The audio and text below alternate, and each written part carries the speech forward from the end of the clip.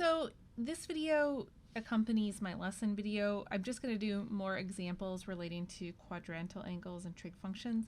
So I'm going to go through these 5 examples, and then I thought just as a helpful reference, so here are just the angle measures that we're kind of interested in. So this is the positive version, and you can pause if you want to review that, and then here's the negative version. So just FYI, I'll if you find that helpful. Okay, so first, we're going to find cotangent of 90 degrees. So the thing that you want to do with these is you always want to draw your reference picture.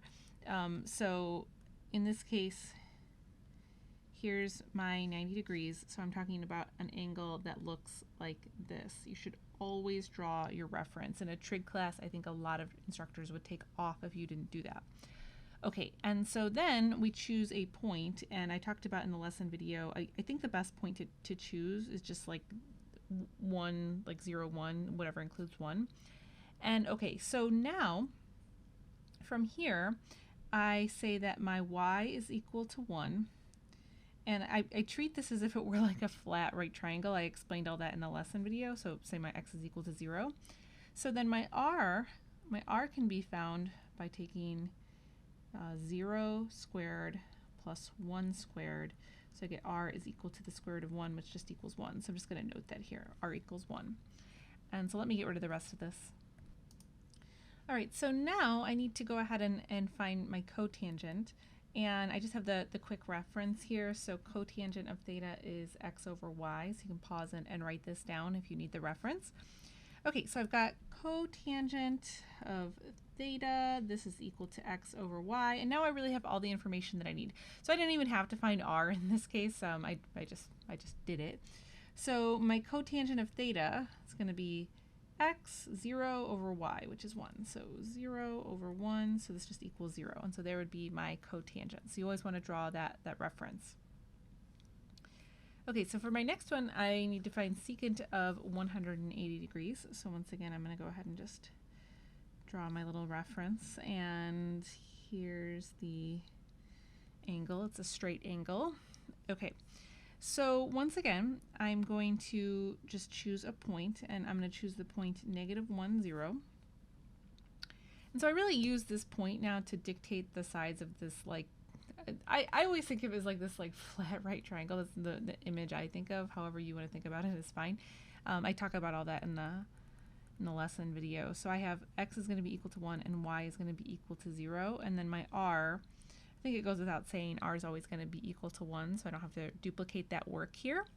Okay, and so now I just find secant. So secant is r over x. So secant of theta equals r over x.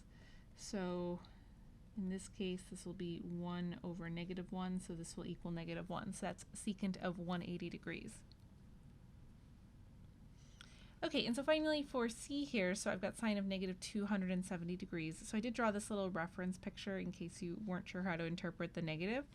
I highly recommend that you pause the video and just try this on your own if you're struggling with this. I always say math is not a spectator sport, so just watching YouTube videos isn't going to help you get better at math. If you pause and try it on your own, that's really how you figure out if you know something or not. Okay, so in this case, I'm going to go this way, okay? And, okay, so I have my point here is once again 0, 1. So I'm going to have my x is equal to 0, my y is equal to 1, and my r is equal to 1. And then sine of theta is just equal to y over r. So sine of theta in this case then will be 1 over 1. So this will just equal 1. And so that's it. So moving on to D here, so these can be a little bit trickier, but I still think you need to draw like your references. So I'm going to draw 2 references in this case. So I'll just go ahead and mark these. Okay, so first I've got secant of 180. And let's just go ahead and fill this all out. So I'm going to use the point here, -1, 0. So my x will equal -1, my y will equal 0, and my r is 1. And then for this other one, so 360. So to get 360 degrees, you just go all the way back around and the terminal side ends up on the initial side. So that's totally fine. So this will be the point 1, 0. So my x is equal to 1, my y is equal to 0, and my r is still equal to 1. And so now I can kind of work this out. So for secant of 180 degrees, so maybe I'll just flash this up real quick. So we need secant and we need tangent. So just marking those down. Pause the video if you need to review that. Okay, oops, going to the next one on accident. Okay, so this is going to be r over x.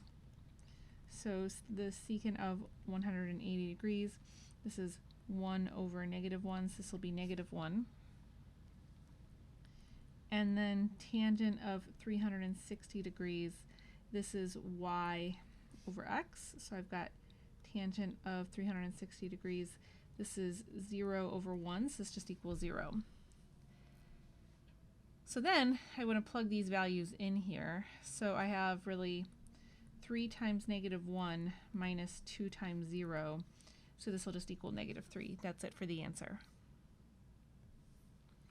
And so now for E, so I have these two quantities squared. So let's see, I'll just go ahead and draw my little reference real quick.